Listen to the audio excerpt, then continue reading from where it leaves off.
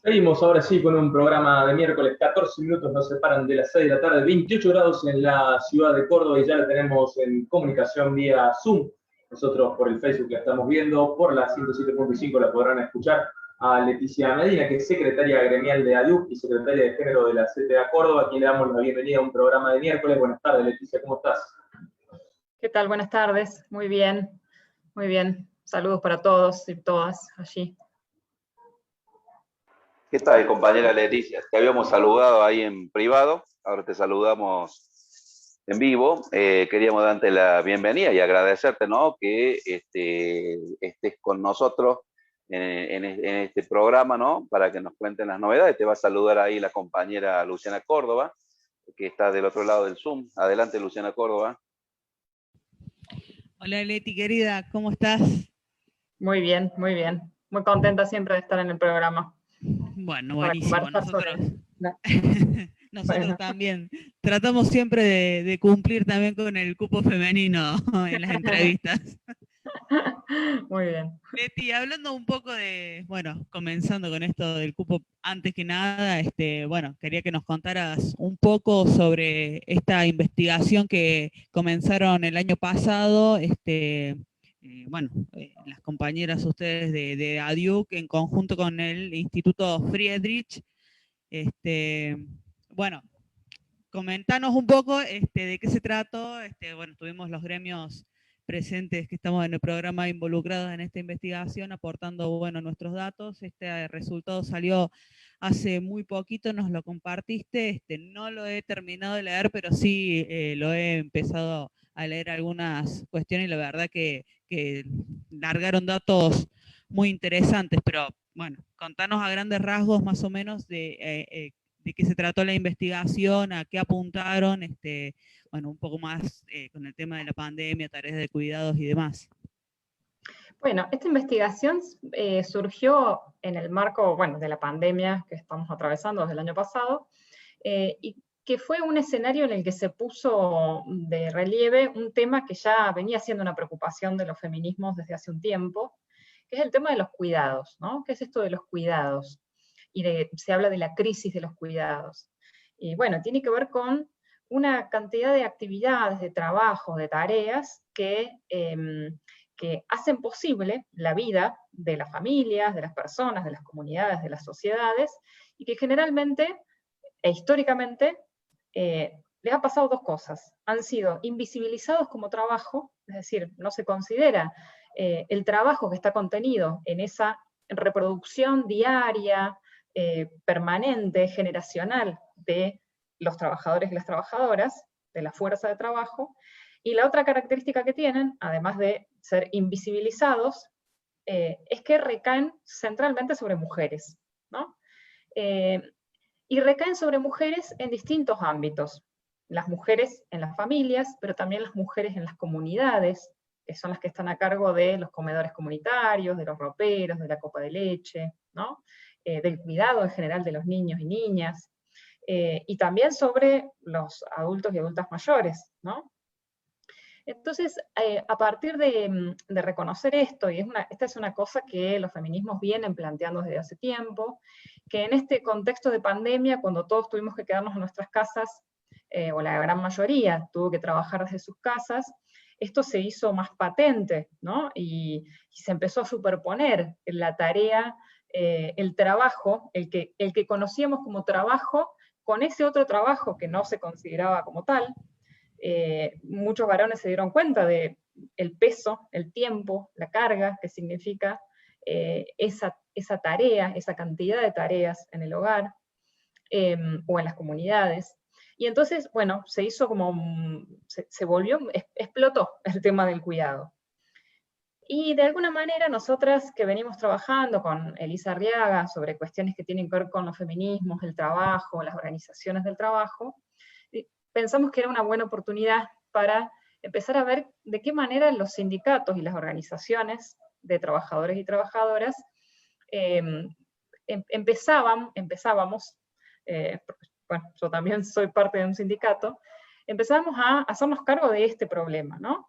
De que los trabajadores y trabajadoras no solo trabajan en su espacio de trabajo formal por ese salario remunerado, o sea, por ese salario que es, y en esa relación de dependencia más o menos formal, sino que nuestra vida también está fuertemente atravesada por esos otros trabajos que se realizan en esos otros ámbitos, ¿no?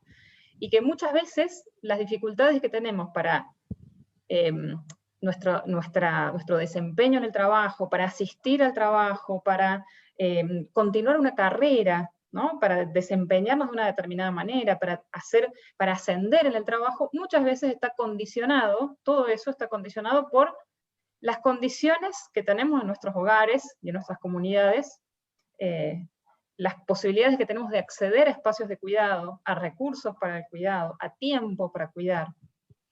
Y esto en particular en relación a las mujeres, ¿no? Entonces, bueno, nosotras teníamos la hipótesis de que los sindicatos en realidad, históricamente, han venido haciendo cosas en relación al cuidado y a acompañar a las familias en todas esas otras esferas de la vida que no son la estrictamente laboral, ¿no? Las colonias de vacaciones, el bolsón escolar, el subsidio por nacimiento, son políticas de los sindicatos que intentan también acompañar a los trabajadores en esas otras esferas, ¿no? Acompañar el cuidado.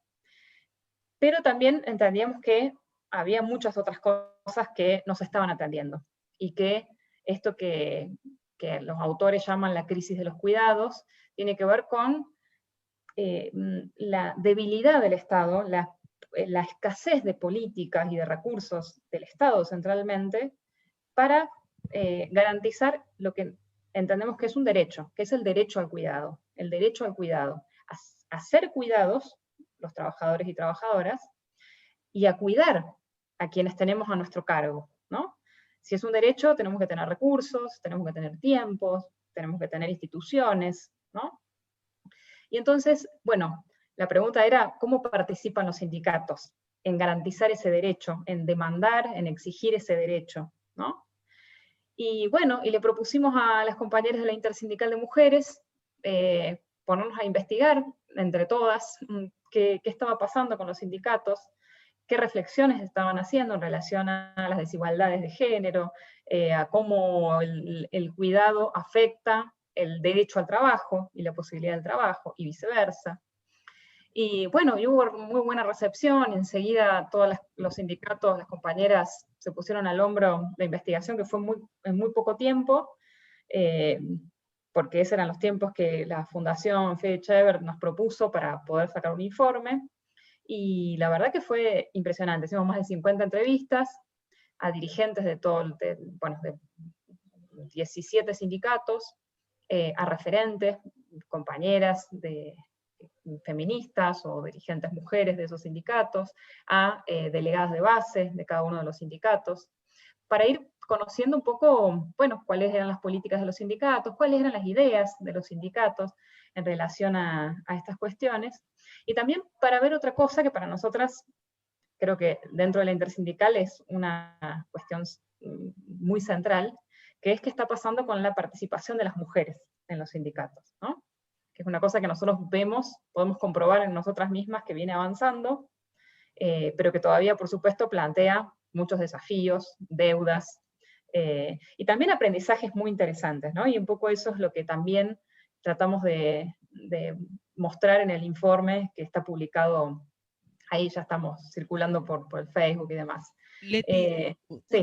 una consulta, entre los 17 sindicatos que pudieron lograr entrevistar, que bueno, dentro de ellos eran a dirigentes, a compañeras referentes de género y delegadas de base, arrojaban entre unos y otros a lo mejor respuestas muy diferentes, ¿no? Porque obviamente que la realidad que atraviesa una trabajadora o trabajador del Estado era muy distinto a un trabajador o trabajadora en el sector privado, ¿no? Sí, lo que encontramos fue que hay muchas diferencias, sí. Hay sectores en donde se ha logrado avanzar en el reconocimiento, incluso de, digamos, hay muchos sectores en donde podríamos decir, con cierta comilla, los beneficios a los que se acceden para el cuidado, todavía tienen un fuertísimo componente sesgo de género, ¿no? La ampliación de la licencia por maternidad y los beneficios otorgados a las mujeres, en realidad alivianan de alguna manera las cargas, pero al mismo tiempo refuerzan los estereotipos, ¿no? Son las mujeres las que tienen que hacerse cargo de las tareas. Y muchas veces en los sindicatos también se replica esa lógica, ¿no? Seguir recargando a las mujeres con las responsabilidades de cuidado. Y ahí nosotros tenemos una advertencia interesante. El informe termina con recomendaciones también para los sindicatos y las organizaciones de trabajo, y una de esas es justamente empezar a desandar eso que está en la base de la desigualdad, que son los estereotipos, ¿no? Que son creencias, son representaciones sobre los roles de género que tienen una historia que, bueno, que nos trasciende enormemente, y que también han sido constitutivas incluso del mercado de trabajo, ¿no? Un mercado de trabajo que está fuertemente segmentado, y en donde, bueno, hay sectores que son altamente feminizados, como la docencia, como la salud, y otros sectores que están fuertemente masculinizados. Y eso se reproduce también en la esfera de lo sindical, y por supuesto también en el tipo de derechos o conquistas que se han garantizado en cada uno de los lugares. Pero bueno, por supuesto que la desigualdad no es un invento de los sindicatos, ¿no? Ya toda la estructura del mercado de trabajo está segmentada, incluso dentro de áreas que son altamente feminizadas, como el área de salud. Hay, en los segmentos de mayor jerarquía, hay más varones, los médicos son mayoritariamente varones, las enfermeras son mujeres, es decir, ese rol de asistencia y de cuidado sigue estando atado al estereotipo de la mujer, ¿no? Y entonces esas son las marcas que se ven tanto en los espacios de trabajo como en los sindicatos. Y después, bueno, lo que sí vimos, y es una cuestión, yo diría así, generalizada, es todavía poca reflexión y pocos avances de los sindicatos en términos de demandas relativas al cuidado para los trabajadores y trabajadoras, ¿no? O sea, la agenda de reivindicaciones de los sindicatos está fuertemente centrada en las condiciones de trabajo, en los espacios de trabajo formales o informales, pero trabajo remunerado, y pareciera ser que todo eso que pasa fuera del ámbito de trabajo ya no tiene nada que ver con los sindicatos, ¿no? Y eso es una cosa generalizada, cuando en realidad nosotros vemos que allí es donde están las principales condiciones para poder ejercer el derecho al trabajo, ¿no? Recordamos a la audiencia que estamos en comunicación con Leticia Medina, que es secretaria gremial de ADUC y secretaria de Género de la CTA Córdoba, hablando de la investigación de desigualdad laboral y derecho al cuidado. Leticia, Luciana recién te preguntaba respecto a la disparidad entre los diversos sindicatos, respecto a este relevamiento que hicieron ustedes, los estatales y los privados, pero han encontrado denominadores comunes que se suceden en todos los espacios de trabajo para individualizar esta desigualdad laboral, como la precarización, la dificultad en el acceso a determinados cargos por altas remuneraciones. Sí, nosotros otra cosa interesante que intentamos hacer fue ampliar, es una decisión que tiene que ver con el espíritu del feminismo también y de la intersindical, que es incorporar en esta mirada también a las organizaciones de trabajadores informales o de la economía popular, ¿no? Y entonces ahí también vimos una fuerte diferencia y algunas cosas en común en cada uno de estos espacios y también de los espacios entre sí. Nosotros encontramos que cuestiones, por ejemplo, como el acompañamiento a la maternidad, ¿no? El acceso a tiempo para cuidar durante la maternidad, subsidios por nacimiento, o bueno, el acceso al salario familiar, etc., son cuestiones que ya están consolidadas por una larga historia de un estado de bienestar en Argentina para los trabajadores formales, ¿no? Y eso es reemplazado, en el caso de las organizaciones de la economía popular, con esas demandas que, bueno, en los años en los que pudimos recuperar un Estado presente, se transformó en el salario social complementario, en la AUH, ¿no? Digamos, distintos tipos de ingresos que, más allá del empleo formal, les permitieron a estas familias de las economías populares o de las economías informales acceder a esos recursos para el cuidado. Pero por otra parte, también encontramos que la cuestión del cuidado en las organizaciones de la economía popular se ha convertido en este tiempo en una rama de actividad. Es decir, se ha equiparado al trabajo que se hace, por ejemplo, en la construcción, o el trabajo en los talleres de costura, ¿sí? Hay una rama de actividad que es el cuidado. Es decir, se ha valorizado el cuidado como un trabajo que también debe ser remunerado, que debe ser reconocido, que debe ser regulado. Y en ese sentido nos parece a nosotros que realmente es un avance de las organizaciones populares, incluso en términos justamente de reconocimiento y valorización del trabajo de cuidados, ¿no? Es decir, el reconocimiento no es una concesión, no es una dádiva, sino que tiene que ver con reconocer el componente de trabajo que hay en esas tareas de mantenimiento de la fuerza de trabajo, ¿no? De alimentación, de vestido de los niños y niñas, de cuidado de la tercera edad que ya no está en el mercado de trabajo, ¿no? Es decir, toda esa tarea de reproducción de la fuerza de trabajo. Ahí hay una clave interesante, porque también nos permite a los sindicatos que estamos en el sector público, en áreas de educación, de salud, ¿no? Seguir valorizando esos trabajos que además siempre son los que están en peores condiciones y peor pagados, ¿no? Los trabajos de cuidado altamente feminizados, aún aquellos formales tienen en general malas condiciones y grandes niveles de desigualdad de género.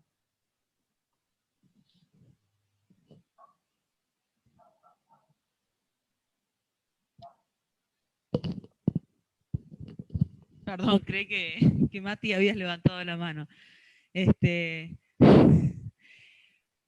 Totalmente, Leti, bueno, obviamente que creo que nosotras las mujeres, cuando apenas comenzó el tema de la pandemia, no sé, a mitad de mes o un mes y medio, ya los hombres querían salir corriendo a trabajar porque se dieron cuenta de lo que significa estar en la casa, hacerse cargo de todo, ¿no? Porque las tareas de cuidado, bueno, implican no solamente el mantenimiento de un hogar, sino los hijos y, bueno, como decías vos, en el caso de estar a cargo de adultos mayores, es otro tema y es algo que siempre se lo tuvo en cuenta como una tarea que se realiza con amor. Sí, se realiza con amor, pero es una tarea, es un doble trabajo y que por ahí está tan naturalizado que corresponde a las mujeres y hasta una misma todavía le es un poco difícil despojarse de eso y que la tarea la haga el hombre. Todavía a uno le cuesta, aunque esté en esta lucha, pero creo que este tema de la pandemia, esta investigación vino, la verdad que perfecta el momento que lo largaron porque se puso a luz realmente lo que significa todo este trabajo dentro o fuera del lugar de trabajo remunerado que tenemos, ¿no? Yo agregaría una cosa más que me parece que también es una cosa para seguir pensando desde los espacios de las organizaciones, que es que la otra cosa que tenemos que revertir es la familiarización del cuidado. Es decir, la familia no es el único lugar donde se debería cuidar, aunque es el lugar donde se está cuidando centralmente. Familiarizar el cuidado es seguir reproduciendo las desigualdades sociales, digamos, dejar a las familias a cargo del cuidado, bueno, es garantizar la reproducción de la desigualdad social, ¿no? No solo de la desigualdad de género intrafamiliar, sino también de la desigualdad en términos de estructura social. Y entonces por eso yo insistía, y en la investigación lo mostramos también, sobre la importancia del rol del Estado, ¿no? Y también, por supuesto, del rol de las organizaciones, porque, y no solo como demandantes al Estado, sino también como demandantes al sector privado, que es el otro proveedor de cuidados. Por eso tenemos en la ley de contrato de trabajo la obligación de las patronales de garantizar espacios de cuidados infantiles, ¿no? Que bueno, nunca fue reglamentado y por eso sigue siendo una demanda. pero el sector privado también tiene responsabilidad, el Estado tiene responsabilidad, y las organizaciones de la comunidad tienen responsabilidad y de hecho la han asumido, ¿no? La pregunta es, o lo que tenemos que seguir pensando es cómo participamos también los sindicatos de esa responsabilidad social del cuidado. Y me parece que una clave es justamente la socialización de los cuidados, ¿no? Hay buenas experiencias. Las experiencias de la economía popular son una cosa para mirar, pero también en otros países hay experiencias de socialización, y en muchas comunidades se socializan los cuidados, ¿no? En ciertos sectores sociales se hiperprivatizan a través de la contratación de fuerza de trabajo para que trabaje en una unidad doméstica. Pero también hay otras alternativas, y la socialización, la comunitarización del cuidado, es una clave también para pensar, ¿no? Y bueno, y ahí me parece que los sindicatos también podríamos estar pensando de qué otras maneras, además de la demanda, podemos nosotros participar en eso que se llama la organización social del cuidado, ¿no? El cuidado no es un problema privado, es justamente la manera en que la sociedad se reproduce generación tras generación y día tras día. Es un tema absolutamente social, no es familiar, no es privado, ¿no? Y entonces, bueno, ahí salir de la familiarización es una clave para pensar otra organización social también.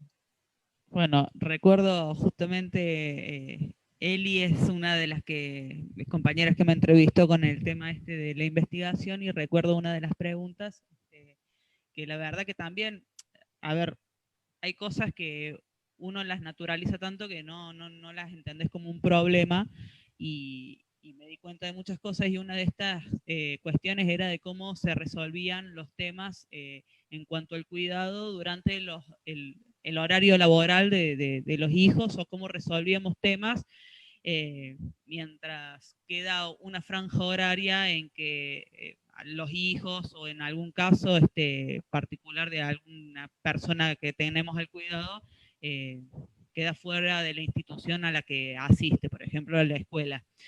Y cómo se resolvía, y bueno, era como que cada uno lo resolvía de la manera que podía, o los hijos iban una hora al trabajo, o esperaban en algún lugar, o lo que sea, y estas cuestiones las tomamos como personales, como privadas, y es una cuestión social, porque el 50% de los compañeros o las compañeras tenían esta problemática, y bueno, pero no es algo que no está tan visibilizado como un problema, que tratamos de resolverlo de alguna manera. Y bueno, es lo que decís vos recién, que hay que sociabilizar este tema. Totalmente. Nosotras, la investigación intenta seguir poniendo sobre la mesa, como vienen haciendo los feminismos, todas esas formas de naturalización, reproducción, invisibilización de las desigualdades y sus consecuencias, ¿no? Pero sabemos que es un trabajo largo. Es un tema más, es un tema más, pero es un tema central en este contexto de pandemia, ¿no? Donde además, porque además, fíjense cómo la apelación en el contexto de pandemia frente a la amenaza sanitaria, la apelación es al cuidarse individual, ¿no? O sea, cada uno se tiene que cuidar. Y entonces, bueno, también ahí, tratar de no seguir reforzando esas maneras de pensar el cuidado, sino de pensar el cuidado, la salida de esta pandemia va a ser si logramos pensar el cuidado en términos sociales, colectivos, ¿no? Y entonces también en esa clave es la investigación, por eso nos metemos en las entrevistas con las representaciones, con las ideas, con los estereotipos, porque bueno, está ahí la base, ¿no? Está ahí el fundamento de esta reproducción de las desigualdades también, en el caso, en las cuestiones del cuidado. Y bueno, y eso, yo recién comentaba sobre una vía de la investigación, una línea que es la de la participación de las mujeres, y también ahí encontramos claves muy interesantes, ¿no? Espacios ahí donde estos temas se pueden, o se siguen instalando y se siguen poniendo sobre la mesa, bueno, con la paciencia que tenemos las mujeres para instalar los temas, ¿no? Que es que, bueno, hay que insistir, y hay que remar, y hay que juntarse, y ahí encontramos una de las claves de los mejores avances que venimos teniendo las mujeres en los sindicatos, que es la construcción de redes, ¿no? Como la intersindical, como las mujeres sindicalistas, no solo espacios, como en otra época se pensaba, ¿no? En los años 80 o en los 90, la secretaría de género, no solamente la secretaría de género dentro de cada sindicato, sino también esos diálogos transversales, ¿no? Esos encuentros en redes, más o menos formales, a veces es un encuentro de mujeres, a veces es un congreso, a veces es una acción concreta en la calle, pero todas esas experiencias van fortaleciendo este lugar de las mujeres adentro de las organizaciones del trabajo, que son históricamente espacios altamente masculinizados, ¿no? Pero que desde hace un tiempo también han sido atravesados por la movilización feminista, y que creo que viene produciendo cosas interesantes, ¿no? Movimientos interesantes. Leticia, me quedé pensando en lo que hablaban con Luciana respecto a la socialización versus el individualismo de los cuidados. Ustedes entienden que el paradigma económico, el neoliberalismo y el capitalismo lo atraviesan transversalmente esta situación, digamos, que nos llevan siempre al individualismo, al sálvese quien pueda, al uno solo, y dejar de lado esto de cuestión social. Claro, porque socializar los cuidados implica entender que los cuidados también, que los cuidados son trabajo, reconocer que hay un trabajo allí, y que es un trabajo que no está siendo reconocido cuando se paga un salario, ¿no? Bueno, el trabajador va todos los días a la fábrica, a su espacio de trabajo, a su oficina, a su aula. ¿Cómo hace para llegar ahí todos los días? ¿Quién le garantiza la comida, el vestido, un sueño cómodo para estar descansado, ¿no? El salario que cobra no garantiza todo eso. Hay un montón de trabajo no pago que está garantizando que ese trabajador esté en condiciones de trabajar cada día sus 8 horas o las horas que trabaje. Y entonces socializar quiere decir también reconocer que hay alguien que se está apropiando de ese trabajo, o algún sector que se está apropiando de ese trabajo, de un trabajo que no está siendo remunerado, ¿no? Después, el debate acerca de si el trabajo de cuidados debe ser remunerado, o si el trabajo doméstico debe ser remunerado, es una discusión larga en el mundo, ha tenido idas y vueltas, pero más allá de que estemos de acuerdo o no con la remuneración, con el salario para el ama de casa, por ejemplo, como fue en su momento las campañas internacionales en los años 60 y 70, más allá de esa discusión, socializar el cuidado es reconocer que hay un conjunto de trabajadores, o una cantidad de tiempo dedicado a la reproducción de la fuerza de trabajo que está haciendo gratuitamente alguien, y que otros se están apropiando, ¿no? Que alguien se está quedando con los resultados de ese esfuerzo. Y que entonces eso, socializar, significa que, bueno, que nos hagamos cargo entre más, no entre los trabajadores, ¿no? Por eso la demanda a los empleadores, por eso la demanda al Estado. Ese es el sentido de la socialización. Y digamos, porque hoy hay formas incipientes de socialización, pero que son en general entre los trabajadores, y sobre todo entre los trabajadores más pobres, ¿no? Entre los trabajadores informales, que además de su jornada de trabajo tienen que agregar una jornada de cuidados tampoco remunerados, para poder sostener comunitariamente, porque no queda otra alternativa. Exacto, bueno, justamente esto también te iba a consultar las diversidades de algunas cuestiones de la investigación, cómo se veían reflejadas en los trabajos informales con el tema de los trabajos formales, porque si bien los trabajos formales tenemos un convenio colectivo, donde por ahí los convenios colectivos también están un poco atrasados, si bien hemos podido conseguir algunos derechos en cuestiones de tarea de cuidado, pero creo que estamos todavía muy atrás cuando hablamos de que los derechos conseguidos son un aumento de algunas licencias o el pago por una asignación familiar o lo que sea. Creo que estamos todavía bastante atrás con lo que queremos ir avanzando. Pero bueno, obviamente que este es un camino muy largo el que decís, pero en el tema de los trabajadores y las trabajadoras informales es otra situación totalmente diferente la que se viven ahí, ¿no? Sí, bueno, efectivamente la ausencia de marcos regulatorios, de instancias de negociación, de representación sindical, etcétera, los pone a los trabajadores y trabajadoras de la economía popular en otro lugar, ¿no? Pero al mismo tiempo, lo que comentaba recién, en las políticas sociales, en esta tensión entre políticas laborales y políticas sociales, y en estas políticas de asignación de recursos para los trabajadores de la economía popular, han logrado instalar, esto que decía hace un rato, instalar como trabajo esas formas de socialización del cuidado que toman la forma de comedores, centros de cuidado infantil, apoyos escolares y demás. Por ejemplo, bueno, el salario social complementario, que era el salario social complementario,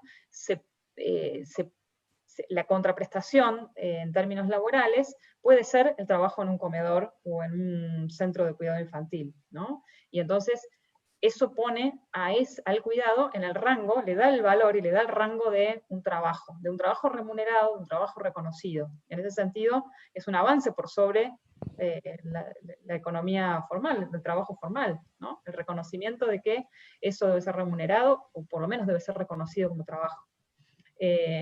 Claro que después muchas de esas, sobre todo mujeres de la economía popular, que tienen esa rama de actividad que es el cuidado, tienen que seguir cuidando en sus casas, y eso, ahí somos todas iguales, ¿no? Otra vez al cuidado de nuestros hijos, nuestra limpieza de nuestra casa, la compra de nuestro alimento, bueno, eso queda en el ámbito de lo privado.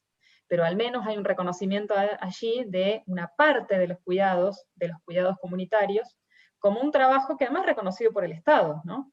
Reconocido y remunerado por el Estado. Entonces, en ese sentido, nosotros encontramos ahí una clave muy interesante para seguir explorando, porque podría ser esa experiencia tomada también desde el ámbito sindical, ¿no? Para decir, bueno, estos trabajadores que hacen estas tareas en su espacio de trabajo remunerado, tienen toda esta otra carga de trabajos de las que también los empleadores se tienen que hacer cargo.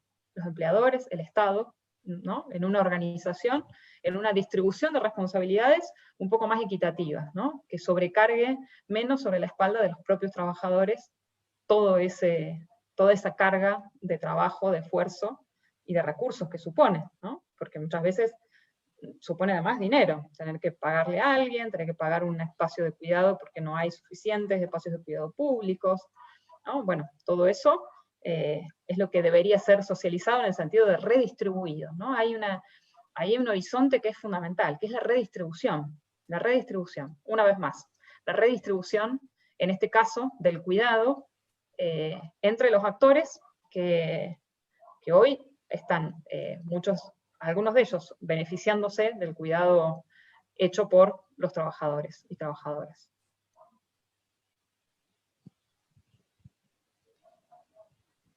Le recordamos a la audiencia que estamos en diálogo con Leticia Medina, secretaria gremial de ADIU y secretaria de género de la CTA de Córdoba. Queremos agradecer, Leticia, por la participación. La verdad que es una charla para más de 40 o de una hora de programa, porque bueno, siempre la semana pasada también hablamos con las chicas que son referentes de la lucha por la igualdad de género. Y me imagino también que iba a decir algo que era súper, lo tenía repensado y se me acaba de lagunear totalmente la cabeza. Pero queríamos agradecerte y comprometerte en una próxima oportunidad para seguir desarrollando estos temas, porque nos parecen sumamente interesantes. Le doy la palabra a Lu. Bueno, muchísimas gracias. Un placer siempre. Y después, bueno, les compartimos el informe para que también lo puedan difundir a través de sus redes. Muy agradecida. Bueno, no, te agradecemos a vos, Leti. Yo creí que nos quedaba un rato más todavía para charlar, pero bueno, obviamente que el tiempo apremia. Tenemos 2 entrevistados más, así que seguramente retomaremos esto con Hilda presente también, bueno, habíamos quedado en que te íbamos a entrevistar a vos, así que muy enriquecedor todo. Te agradecemos, Leti, y bueno, ya nos meteremos a full con el tema de los resultados que arrojaron esta investigación y tendremos que trabajar en los sindicatos hacia adentro. Exacto. Bueno, muchísimas gracias y que sigan bien con el programa. Nos vemos cuando quieran. Te agradecemos, compañera Leticia, y seguramente nos comprometemos para los próximos miércoles convocarte nuevamente para que también te sigas explayando sobre este tema que es interesantísimo. Me parece que la tarea que realizan las compañeras de los distintos sectores es sumamente importante. En nuestro caso, damos muestra en la participación, ¿no es cierto?, con las mujeres ahí que se juntan en la intersindical de mujeres y todo eso. Bueno, nuestra compañera Hilda es la secretaria general y bueno, participan también otras compañeras más. Nuestro gremio, nuestra organización da fe en los hechos, ¿no?, de la participación de las compañeras en la organización. Y bueno, por eso mismo el tema del compromiso, por eso te habíamos llamado por teléfono para hacerte esta entrevista y seguramente vamos a seguir hablando sobre este tema porque nos parece verdaderamente interesante y me parece de que es interesante de que las compañeras y los compañeros que nos siguen a través de la radio y también de las redes estén al tanto con la tarea brillante que vienen realizando ustedes ahí. Así que te mandamos un abrazo tremendo y te comprometemos. Muchísimas gracias, Hugo. Abrazos para ustedes. Hasta ahí la palabra de Leticia Medina, secretaria gremial de ADUC y secretaria de género de la CTA Córdoba. Me acordé de lo que era misosinapsis, la única neurona que estaba ahí, chocaron, era respecto a la horizontalidad y al rol que debemos, cuál era la consulta que le iba a hacer, cuál era el rol, o qué actividades, o qué actitudes podíamos tomar los hombres para intentar cambiar y apoyar esta lucha que vienen llevando a cabo las mujeres. Pero bueno, será para la próxima entrevista que vengamos con Leticia. Ahora vamos a ir con una pequeña canción y ya volvemos con un programa de miércoles, que tenemos un programa cargadísimo de entrevistas. Así es, querido Matías, vamos ahí al control ahí con el Juan Pablo. Vamos a escuchar a Ariel Roth, vamos a escuchar la canción Debajo del Puente, así que, querido Juan, escuchamos la canción.